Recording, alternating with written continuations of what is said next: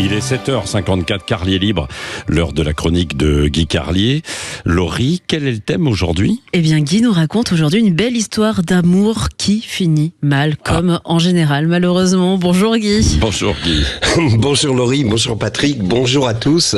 Vous savez, dans ma chronique hier, je vous ai parlé de ce monstrueux paquebot dans lequel j'imaginais des croisiéristes américains ignorer les sublimes eaux turquoises, large de Bora Bora, et le cul sur leur transat, passer leur journée à scroller sur leur smartphone les cours de Wall Street en sirotant un Pepsi dont ils balancent négligemment la canette vide par-dessus bord. Si je vous ai rappelé cette séquence, c'est pas pour tirer à la ligne, c'est simplement parce que la chronique d'aujourd'hui a un lien direct avec celle d'hier, car on vient d'apprendre, je vous jure que c'est vrai, que des pêcheurs américains viennent de ramener dans leur filet un homard dont la carapace était incrustée dans une canette de Pepsi Cola.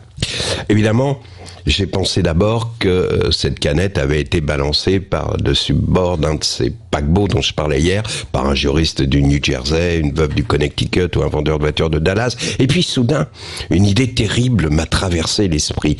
J'ai repensé, vous vous souvenez de cette campagne de Coca-Cola cynique qui souhaitait se donner une image écolo et qui avait créé aux États-Unis des canettes de Coca blanches en hommage aux ours blancs en voie de disparition.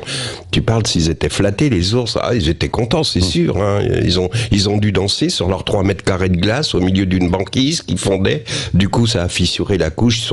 Ceux qui restaient se sont noyés à tout jamais dans les eaux glacées de l'Arctique et de l'Antarctique. Alors, pour revenir à cette histoire de homard, je me suis demandé si finalement, dans ce monde gouverné par les World Companies, l'une d'entre elles n'aurait pas eu l'idée machiavélique d'une nouvelle forme de marketing consistant à élever des homards dans des canettes de Pepsi, puis à les lâcher dans l'eau une fois à maturité, avec la canette soudée sur la chair en guise de carapace.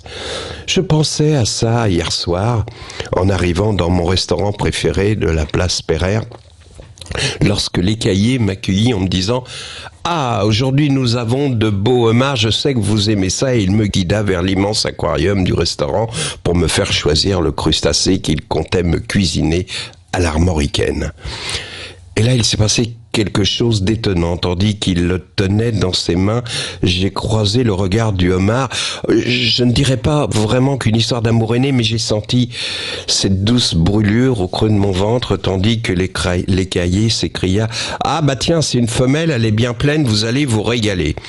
La confirmation de mon hétérosexualité que me donnait le cuisinier ne parvint pas à calmer ma culpabilité, et quand il me lança « Suivez-moi en cuisine, je vais vous montrer comment ça se prépare », j'ai failli dire non, j'ai failli hurler arrêtez, c'est un malentendu. Et trop tard, j'ai vu dans les yeux du homard, de la homarde, devrais-je dire, qu'elle me demandait ne me quitte pas, il faut oublier, tout peut s'oublier, qui s'enfuit déjà, oublier le temps des malentendus, oublier plouf plouf. Bon, plouf plouf, c'est pas dans la chanson, c'est le bruit qu'elle a fait quand le cuisinier l'a balancé dans le grand faitout rempli d'eau bouillante où elle a souffert pendant un quart d'heure, car contrairement à ce qu'on croit, il ne meurt pas instantanément.